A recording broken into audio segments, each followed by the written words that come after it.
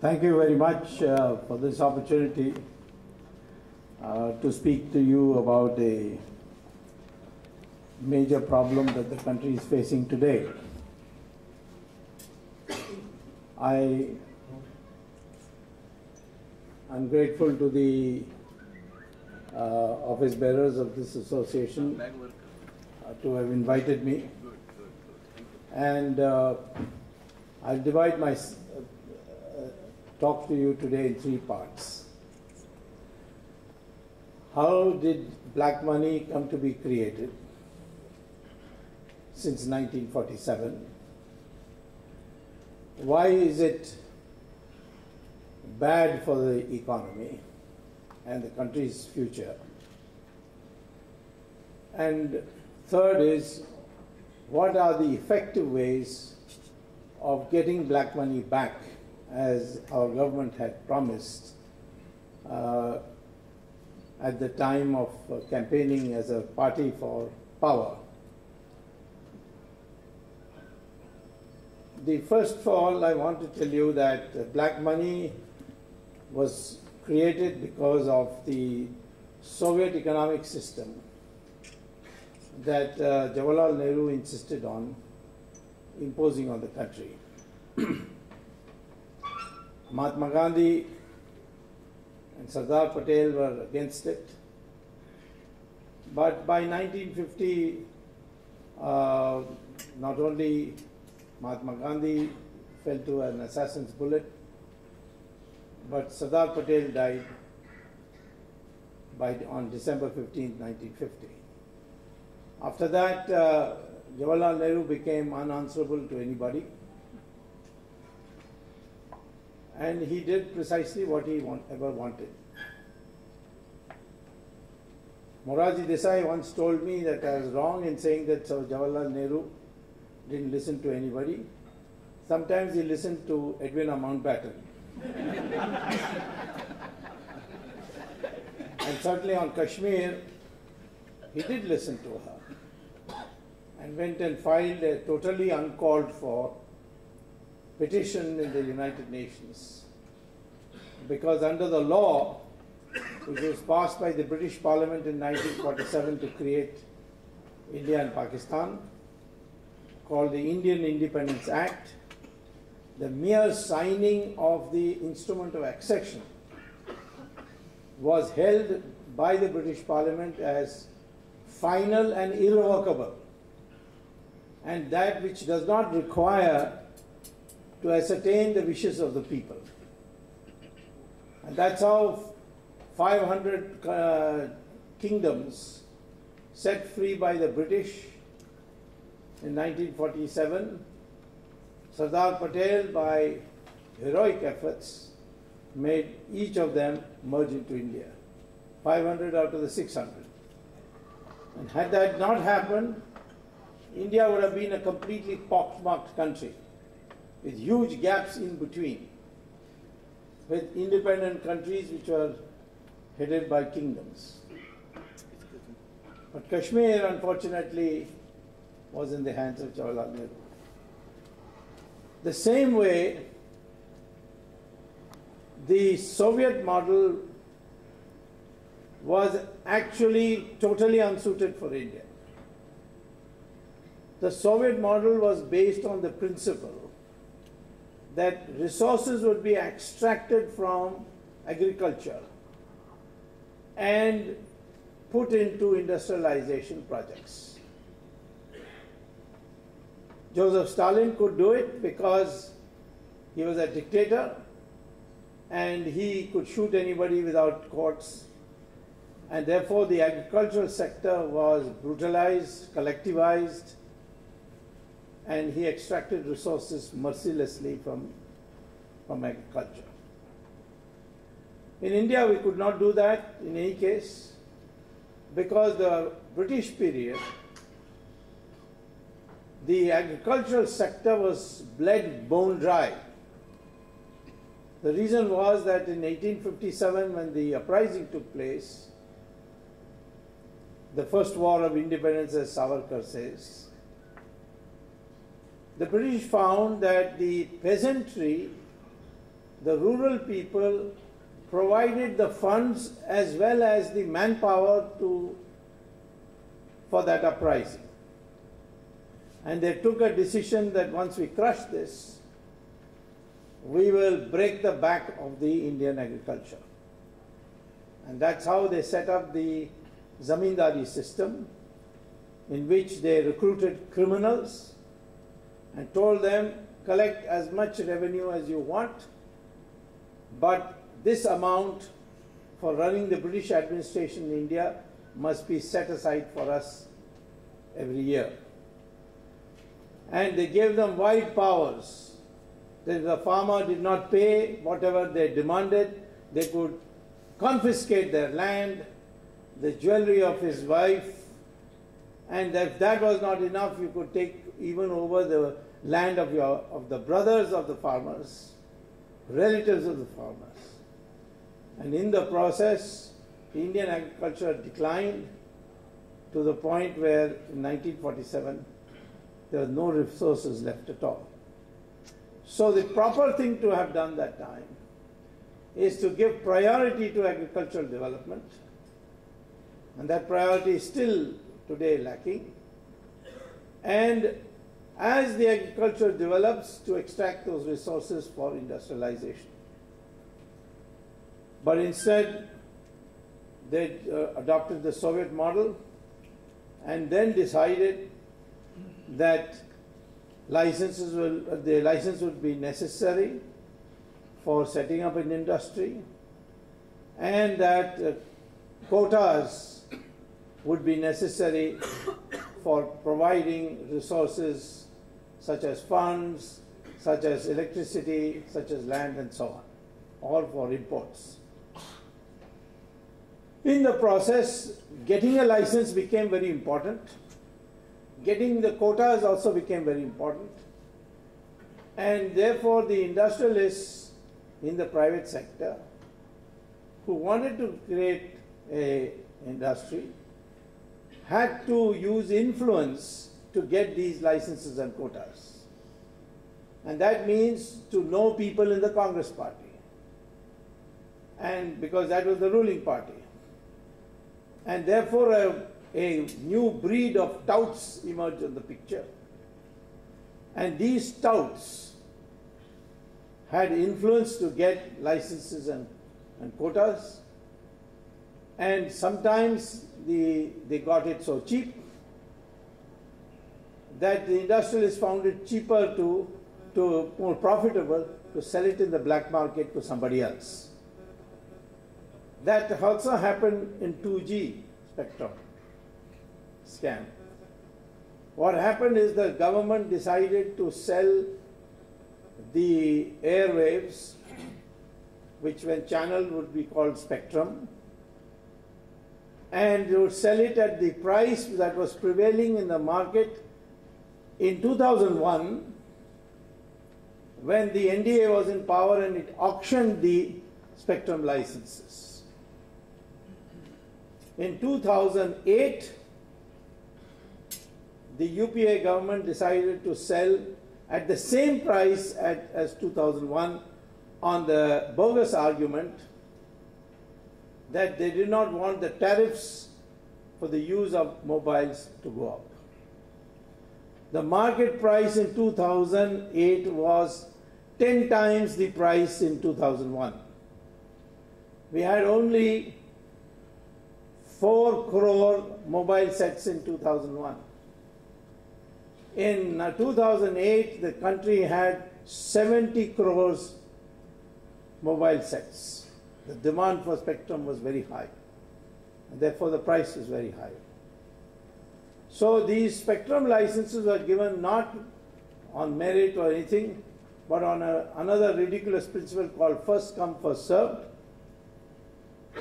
And certain companies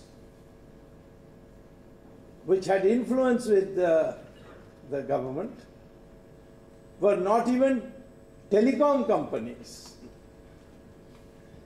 In the first come, first served, they were allowed into the minister's room, and then the doors were opened for others. So they got the licenses first. That's how Swan Telecom, owned by Shahid Balwaz, who was a real estate man you know from Bombay. He probably also has real estate in Dubai, but that's another story. And the Unitech, which is also a real estate company, had no connection with telecom. Both these companies got licenses at a rock bottom price of 2001, which was 1680 crores per 4 megahertz of spectrum. So, what did these companies do? There were 9 companies which got the licenses. They did not start telecom services, 2G telecom services immediately. As far as Swan Telecom was concerned and Unitech was concerned, it was these 2 companies preferred to sell the overwhelming majority of the shares to foreign companies. So Swan sold it to Etisalat and Unitech sold it to Telenor at 8 times the price. Market price is 10 times, they sold it at 8 times. So these 2 companies made a huge profit without even setting up one telecom tower. The government had a restriction that if you get spectrum license for 3 years, you can't sell it to anybody. Yet Raja sold it because he had a crooked finance minister called Chidambaram who told him that you can't sell the license, that is true, but you can sell the company. If the license goes with it, it's not your problem. Tata sold half of their share values on this to Docomo. So did the other companies. All 9 companies sold either the overwhelming majority or substantial portion of their shares and earned this money. And then, of course, because it was facilitated by politicians, therefore bribes had to be given. And these bribes were very substantial. The total amount of bribes distributed was 60,000 crores. I don't know why you people have to work hard as chartered accountants. Get a license and sell it. So that's how it was in those days also. Pondicherry licensing scheme scandal came up in 71. The whole black money problem arose from that period, when bribes had to be paid, and they had to be paid by cash. Obviously it couldn't be paid by check, and the process of creating by helpful chartered accountants, the bank accounts were manipulated, and under invoicing, over invoicing, all these tricks, by that the process of black money began. That process still continues because our economy has still not been completely shifted to the market system.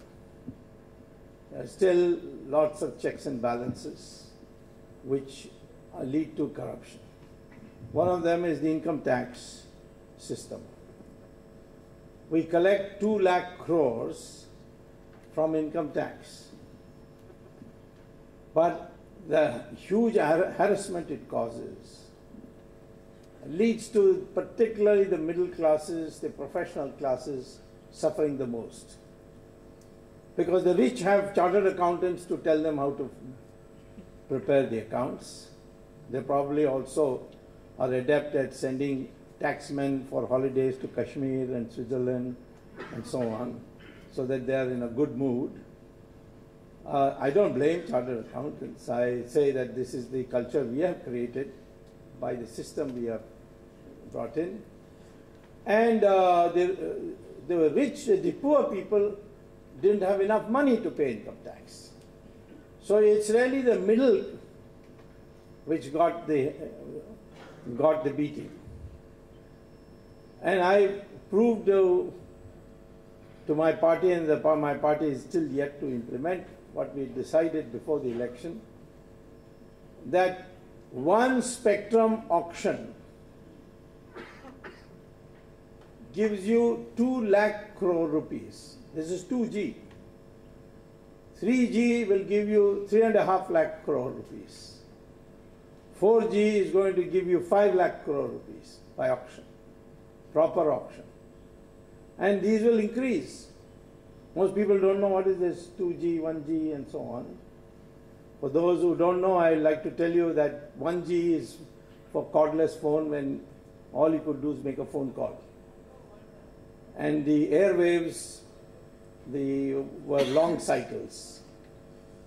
Then came 2G, where you could also make phone calls, but also send SMS, also send pictures, also send emails. 3G, you could send videos of your talking, the other person could see you if there was 3G. Now 4G, when it fully comes, you can send 10,000 pages of documents by mobile phones. All that happens is that the number of cycles in the airwave increases, and so the amount of information you can send is also increases. And this will continue. And you will get for at least another 25 years enough money to not only get the amount of the income tax revenue, but you can get several multiples of it. Similarly on coal, if you auction it, coal blocks, you will get 11 lakh crores in one auction per year. And that means what? 5.5 times the income tax returns, revenue. So there's no need for income tax. It should be abolished.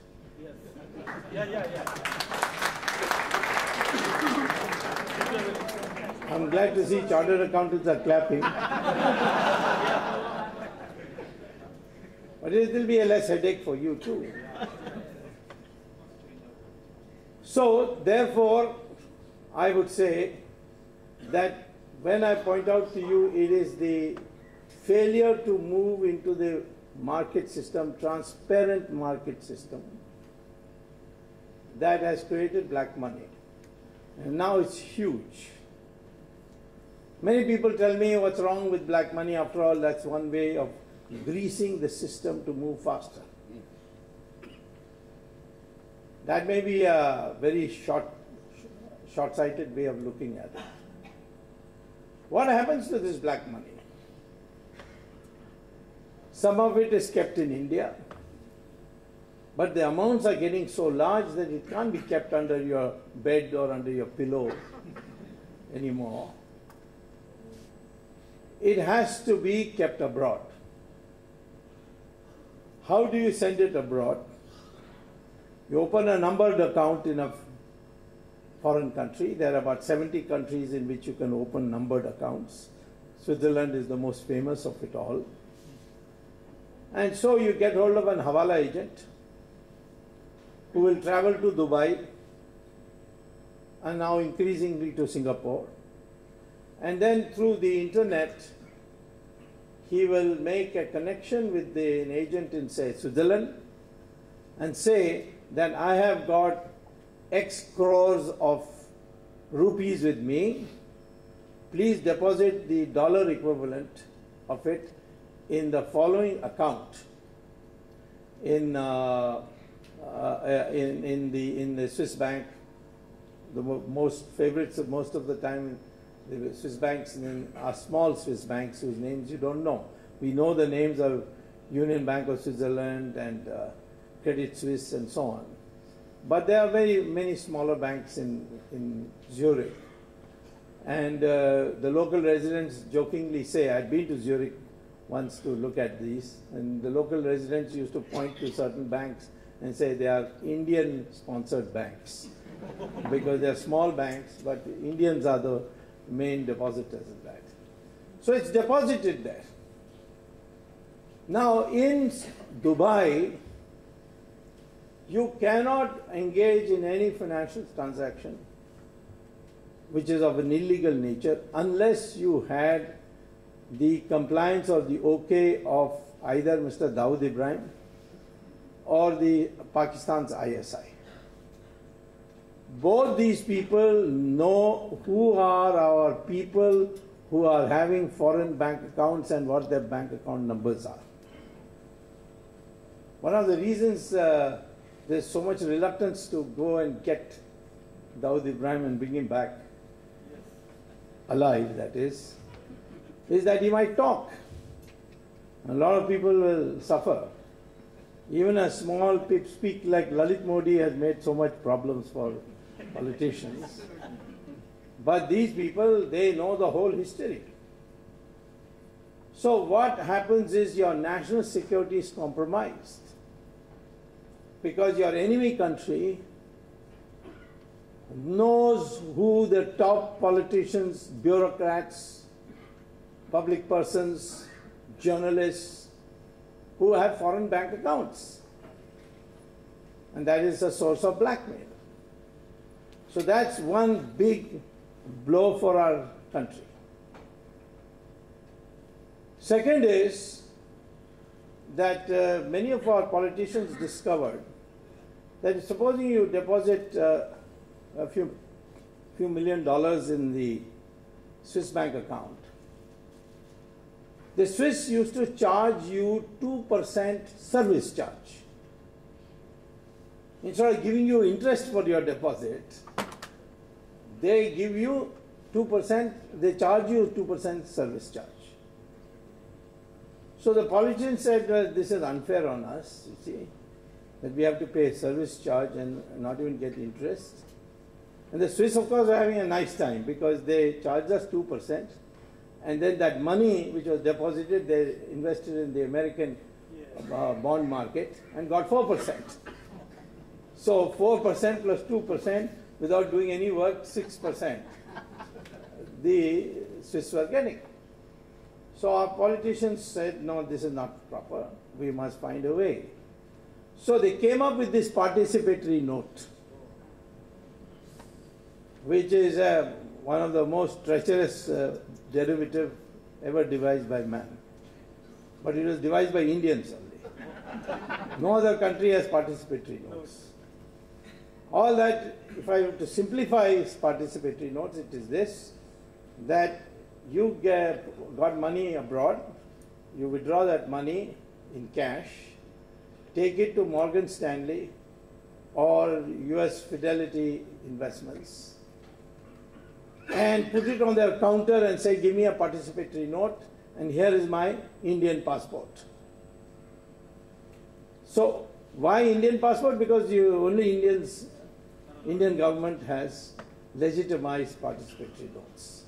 And they will give you a piece of paper which will have no name, no date, no serial number, just the amount. And you bring that amount here and give a Reserve Bank a photocopy, and you will get a permission to invest that money in the stock market, for example. So you go take that, with that permission, you go to the stockbroker and give him the participatory note, and under the FII category, the stock market will go up. You sell it then, at the top, you get money in rupees from the stockbroker, go back to the Reserve Bank, and they are authorized to convert that into dollars, and you take the dollars back. There was only one problem, that there was a 30% deduction for capital gains. So that also the politicians felt was not fair. Honest people can pay 30%, but why we, special category, should pay? So they came up with a new idea, that if a company from Mauritius invests in India, then that company is exempt from capital gains tax. And what does it take to create a company in Mauritius? Just $1. You create a company of $1 and come and invest through the Mauritius company. Today, the biggest supplier of foreign investment to India is not the United States. It is Mauritius, the country which has only beaches and five-star hotels. And practically every company today has an office in Mauritius. In 2G I found that all the companies we were chasing for the bribe amounts, they had offices in Mauritius. All these offices were on the same street and in the same building, on the same floor, in the same room, and the room had no furniture. Just an address. So your stock market was going up and down. It's totally out of control. It's a rigged market today because of participatory notes. The committee on SIT on black money announced that we want the SEBI to give us an accounting of participatory notes a few days ago.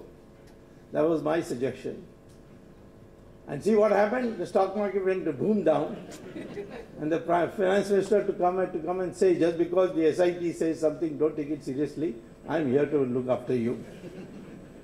And there is such a big lobby today to prevent the abolition of participatory notes. Participatory notes is like consuming cocaine. It's habit formation, and then ultimately it kills you. Tarapore committee had said long time ago that participatory notes should be abolished. No government wanted to implement it. So here is your whole economy being upset with hot money.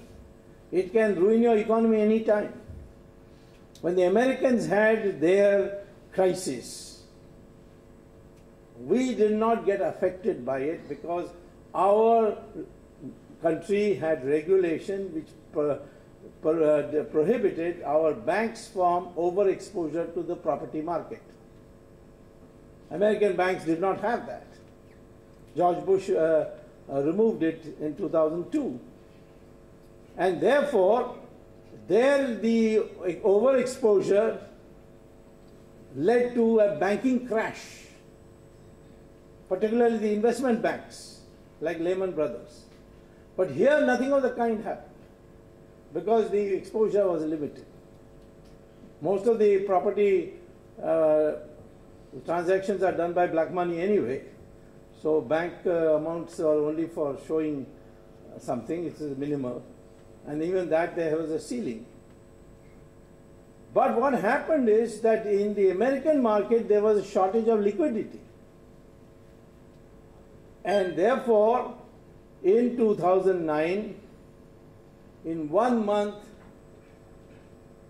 $24 billion left the country, which had come through participatory notes. Because the rule for participatory note was that it is hot money, as it's called. It can come in any time, it can go any time. And that had been guaranteed by the Reserve Bank. Participatory notes also had an amendment to the SEBI by which you, as an honest investor, will be asked 1,000 questions of where you got the money from, which bank you got it from. But if you invest by participatory notes, no questions asked. That is what the SIT was trying to change. And there was such a dip in the stock market. So here's another effect. I mean, don't say that what is wrong with black money. After all, it just greases a few palms and you get speed. This is cancer. First, your national security gone. Then this. Third is, because you have cash with you, you go to the government of India, I don't know for what reason, decide that this is not our government has to reverse it, it hasn't been doing it. But the previous government decided that there will be forward trading in agricultural commodities. Even the United States does not have forward trading in agricultural commodities. So what do people with cash do? They go to the wholesale market and give, and farmers are not going to take checks. So they take cash. So you buy their output. Because you have money, you arrange for cold storages, store it, create an artificial shortage, and then withdraw it and put it in the market when the price is right. So agricultural prices are also now, if you look at the graph of the last 5 years, you'll see it goes up and down, up and down. Suddenly there will be a scare, tomato is so much and sugar is so much, and suddenly the whole thing will die down. So it has destabilized your agricultural market also. What about your investment proportions? Much of the black money is spent on luxuries. People don't want to invest in what we call as essential goods sector, because the rate of return is much lower than luxury goods sector. And why is it much lower? Because the luxury goods sector gets the benefit of black money. Property goes up, the gaudy vulgarity with which the expenditure is done on the building the house. You see the kinds of houses you should not see even in the West. Every floor in the choicest marble, all that. You'll see all that because you have money to burn. You can't start an industry with black money because you will be tracked. So the investment moves to the luxury goods sector. And today, directly or indirectly, 70% of our investment is now in the luxury goods sector. So the whole economy is in a turmoil. And I'm telling you today, the economy is in a very dire strait. You can't put it together. You can't turn it around. I mean, I don't believe all this 7.5% growth rate, because all you have done is change the index number. Previously, you were valuing it at 2004 prices. Now you are valuing it at 2014 prices, which are much higher. So naturally, the growth rates will also, the GDP figures will also go up. We need to go by the new calculation at 12% per year. We're only growing at 7% per year. But it can't be done if all your resources are going into this kind of activity. We need real investment in small and medium industries. And you need capital cheap. But we got a Reserve Bank governor who should have been sent home long time ago, home in Chicago. I don't know why he's still being kept on, but I'm told that something may happen soon. He says that to control inflation, I have to raise interest rates. I myself raised this question: how can you use interest rates to control inflation? The best way to control inflation is increase supplies, and supplies means more investment. Investment means capital cost should be lower. And if you say that by raising interest rates only you can control prices, then it's like a doctor saying that the best way to bring down the temperature of a patient is to kill him. Once he's dead, the temperature will definitely come down. So we have this other issue now. The interest rates are too high. Why is it that we cannot allow Walmart to come to India? The Americans ask, many American visitors ask me, you are supposed to be for pro-market, why are you opposing it? I said, I am opposing it because I am for pro-market. I am pro-market. Market means level playing field for all the people. What is the proposal today for Walmart? They will borrow capital from American banks, come to India and take benefit of our cheap labor, and then set up these shops. There is no big technology in it, only the shops look shinier and nicer. And then a vegetable vendor's thela. And what is the gain by that? For the Americans, there's gain because they are able to make money. They get capital from American banks at 2% interest rate. And you want our crores of traders to compete with Walmart? When our traders, they get capital at not less than 12%. 18% sometimes. Informal market, 25%. So, therefore, he has to get capital at 18% and compete with Walmart on the same labor market. And therefore, the competition for labor market increases, and therefore the wage rates will also go up. So the trader is going to be hit both sides. So a delegation of American companies came to see me and said, we want to understand what's your logic. So I told them this. Then said, what's the cure? He said, cure is this. That you want to come, fine, we'll make it possible for you to come. But then you must also allow our Indian companies to take Indian labor to America, borrow capital from your bank there, build roads and houses.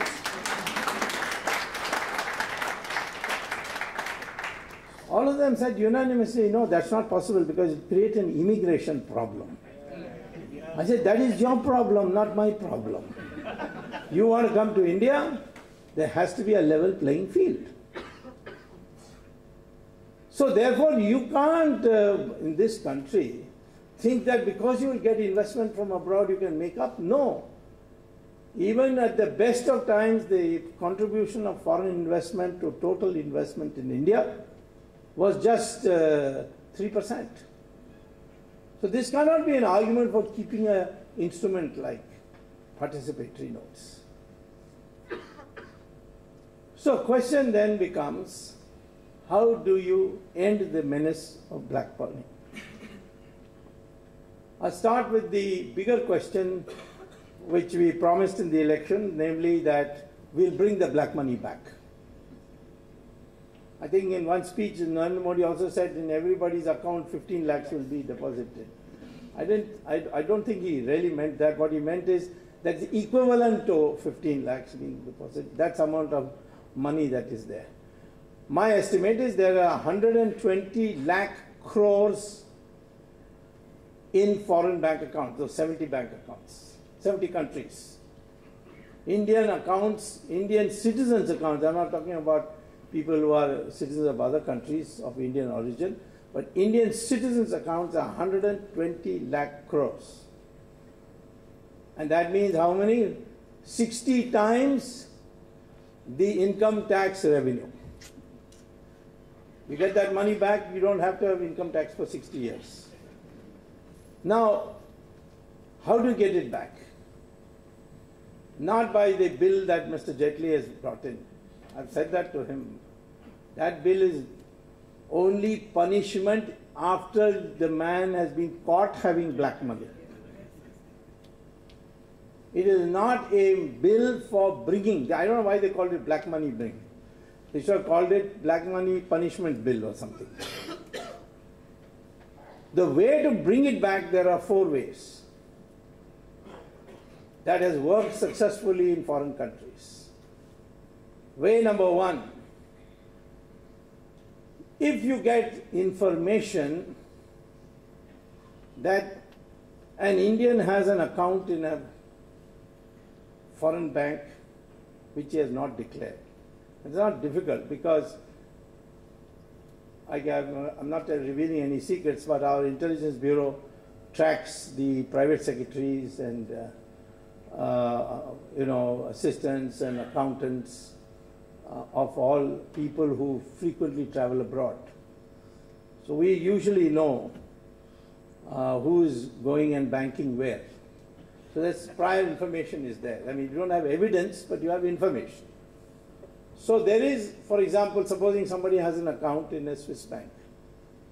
Then there is an agreement between India and the United States, India and Switzerland, which is as old as 1971, called the Mutual Assistance Pact, where if you can say that an Indian has an account in such and such place, a bank, and it is not disclosed to the authorities, and therefore there is a violation, and therefore this money should be transferred back to us.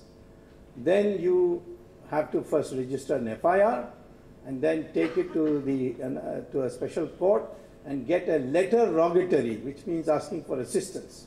And you take that letter rogatory, and the Switzerland courts will then direct the bank to give the money and the account details. And that is a foolproof method. Works very well. But you have to do it. I gave the SIT the name of two very important politicians, whose name I will not mention unless you force me to.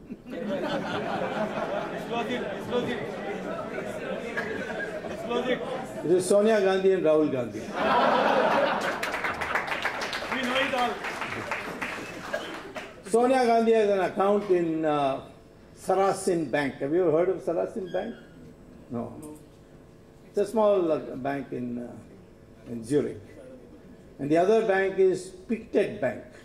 Rahul Gandhi has it. So I wrote to SIT that now you take this information, and I said this information is available with the Enforcement Directorate. I myself got it from the Enforcement Directorate. Leaks from the Enforcement Directorate. So I said it is available with them, but it's not evidence, so they can't prosecute on that basis. So you need evidence now, documents and so on.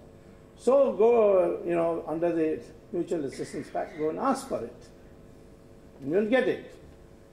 Not done, no political clearance so far. But I think after all this halla-gulla in Parliament, I think the government might be more now amenable to my pushing them to do that. So that's a way, but it's dependent on your having information. But yeah, 70 banks, and God knows how many accounts. 120 lakh crores. So second way is the German and the French way. The German Chancellor told the Liechtenstein king, it's a neighboring country, small country, that our German bureaucrats, not politicians, there were no politicians, bureaucrats are having a bank account in Liechtenstein, which is undisclosed in our country, it's therefore illegal. Please give us the details. The Liechtenstein king said, our whole business is based on secret banking, and if I start giving that, we'll be destroyed, so I can't give it. So the German Chancellor then decided she will try other ways. And that way was, she called her senior intelligence officials and said, identify the senior most officer of that bank, Liechtenstein Bank. Then make friends with him. Then offer him $500 million, US citizenship, and plastic surgery. So $500 million, your identity changed, your looks changed, and a citizenship of the United States, provided he gave the names of all the German citizens who had accounts. So he found that, that senior most official found that difficult to resist, so he agreed. But he said, I can't give you only Germans because this is all in one computer, so I'll download the whole thing for every country. We will get data. So that's fine. So the CD arrived, the Germans downloaded it, and then separated it by countries. And they found there are 23 countries, including Germany, whose citizens had accounts in chota country like Liechtenstein. So what the Germans did is, of course, they arrested all their civil servants. But the remaining 22 countries, they wrote letters to the head of governments saying, we have got the names of your citizens who have accounts in Liechtenstein Bank. So if you want it, please confirm to us. Of the 22 countries, 21 immediately wrote, please send it to us. One country was a little shy about it. I'm sure you can guess which country that is. That's our country, India. So, Mr. Jethmalani, Anil Diwan, myself, all went to Supreme Court, filed a black money, so-called black money PIL, and we got direction issued that these names should be given to us, these accounts should be given to us. They have arrived in sealed envelopes. We have not yet opened it, but the hearings will take place next month. That time, I hope we can get it open. The French did the same thing. They went to Hong Kong Shanghai Bank they found that their officials were in Hong Kong Shanghai Bank, and there were many accounts of their own French citizens, so they bribed the senior most officer. But he settled for $200 million, not $500 million as the Liechtenstein man, because he was Italian, so they normally settle for much less. So for $200 million, he gave the names of all the names, and there were 880 Indian names. And those names, some of them I know, you'll make your hair stand on end, you won't even believe it. They'll also come out in due course. And so those names, the French didn't ask our permission, they just sent the CD. So that's the second way. The third way is the American way, which I like the most. Being brought up in America for many years, having long association maybe. But it's a pure Dadagiri method. The Americans discovered 5,267 American names are there in two particular banks of Switzerland. One of them is Union Bank of Switzerland, and the other is Credit Suisse. So they found that both these banks had a branch in Washington. So the US Treasury officials and the FBI went to the bank premises and talked to the senior most officials of the bank and said, please give us the names of these 5,267 names. The bank officials of both banks said, we can't do that because we are bound by secrecy, we have taken an oath before we got this job, so it's impossible for us to do it. We'll have to ask our head office, we can't do it. So the Americans said, all right. That evening, the FBI went and arrested the bank officials of both Union Bank of Switzerland and Credit Suisse and put them under Espionage Act in the jail, which means putting up with all the criminals. God knows what would have happened inside those jails. But within 48 hours, Switzerland surrendered and said, we will give you all 5,267 names. In Bombay, we also have Union Bank of Switzerland and Credit Suisse. So we should do that. And you know how many accounts there are in these banks? Yeah? Tata is not there now. There's no Tata. But we don't need Tata. We have other acts which we can do.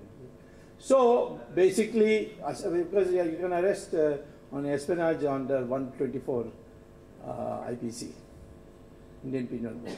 So now, this is another method which I would like to use, but I don't know whether the people in government today have the stomach for it. The fourth method is the method used by Libya and Egypt, Philippines. And that is the United Nations 2005 passed a resolution that all United Nations countries must cooperate in this illegal financing because it goes partly to terrorists. And therefore, if any country passes a law saying that their citizens' accounts in that country, and they identified 70 countries which were illegal, where there was secret banking. In these 70 countries, if the Indian citizen has an account, the way the Egyptians and the Libyans and the Filipinos did it, then if there's any Indian having an account that is nationalized, and that bank, that government of that country must tell the bank to transfer their money to India along with all the details of the accounts. So Mubarak, his accounts were obtained this way. Gaddafi's accounts were obtained this way. Marcos' accounts were also obtained this way. We can do it also. And if you can bring an ordinance if you want to, do it immediately. And the law will get passed, because do you think the Congress can oppose this bill? They are bringing black money back. They cannot oppose it. If they oppose it, you call a joint session of Parliament and you can pass it. That is, if the Rajya Sabha doesn't clear it.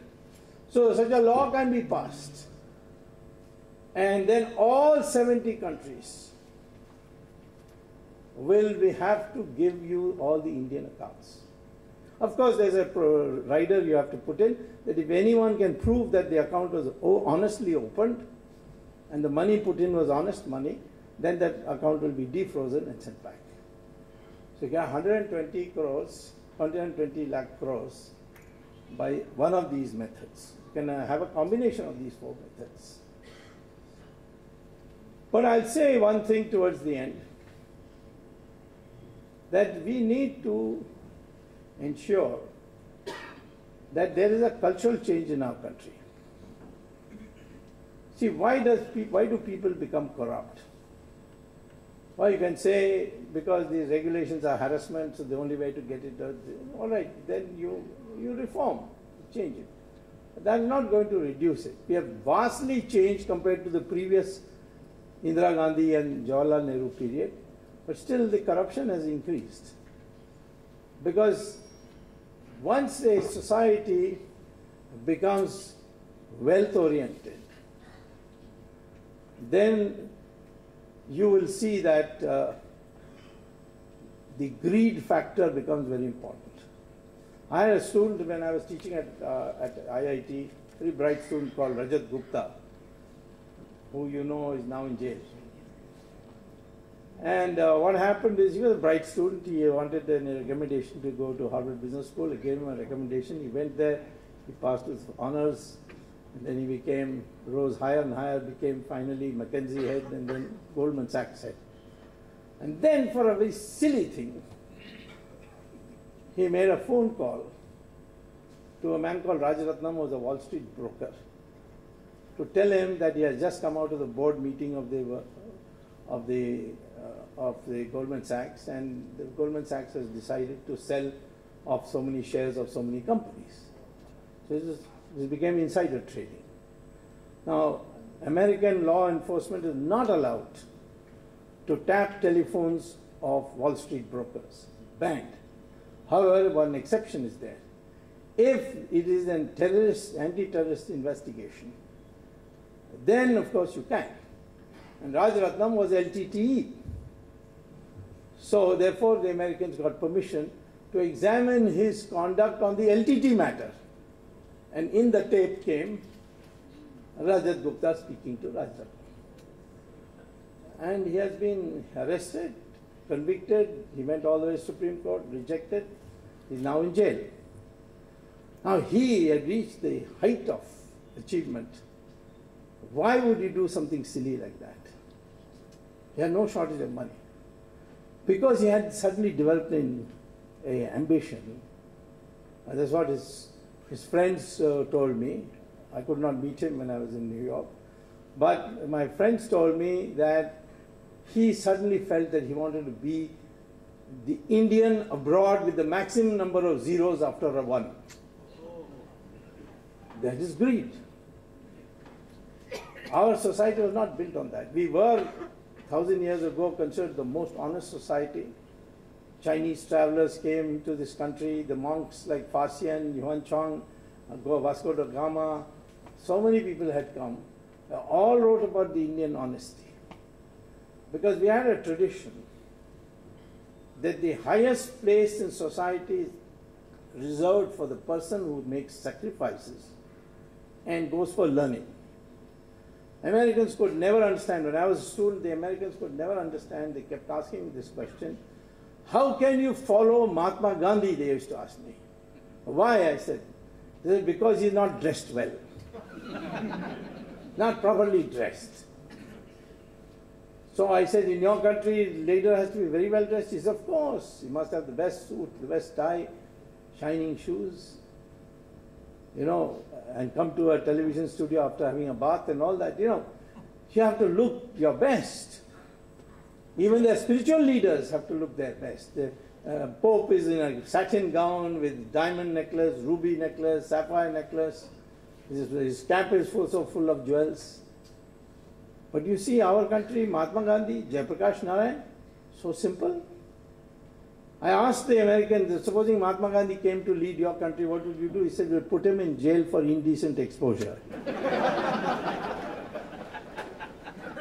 So there's a totally different perspective. Wealth is to be pursued. Some people must, some sections of our society must, but ultimately your status in society will be decided by your learning and your sacrifice. If you're a philanthropist, if you have wealth, you will be highly regarded. But if you are just going on piling money, then you will not be. That has to come, this harmonization of material prosperity and spiritual progress, that must come. The Chinese have realized it now. That's why now they have revived the Buddhist tradition. They are calling all our sadhus and sannyasis for lectures. And the world in America also is recognized. Look at the craze for yoga and the craze for the sadhus and sannyasis that go from here. They all got big ashrams there. People can't even discriminate between who's genuine, who's not. They just go crazy. In fact, when I was teaching at Harvard, the people used to see the telephone directory and call me up because my last name is Swami.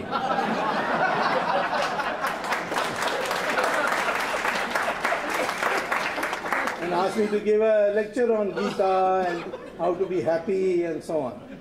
So, in our ashrams, it takes Sri Ravi Shankar, go and see how many foreigners, very well-to-do people. So this is the ultimate protection against black money and corruption. But don't please regard black money as a facilitator for early decisions, quick decisions. If you are in some situation where there's no other way to get out, those are local ad hoc positions. But as a country, we must regard this as a crime against the nation, a cancer on our society, and that we should insist that any government must bring this black money back to India and put an end to it within the country by proper reform policies. That is in substance what I want to say. Thank you very much. Thank you, sir.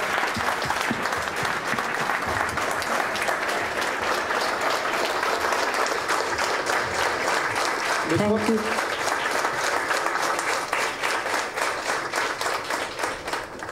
I think अभी संगम पूरा हुआ हमारा. We have concluded near to the Sangam, and please.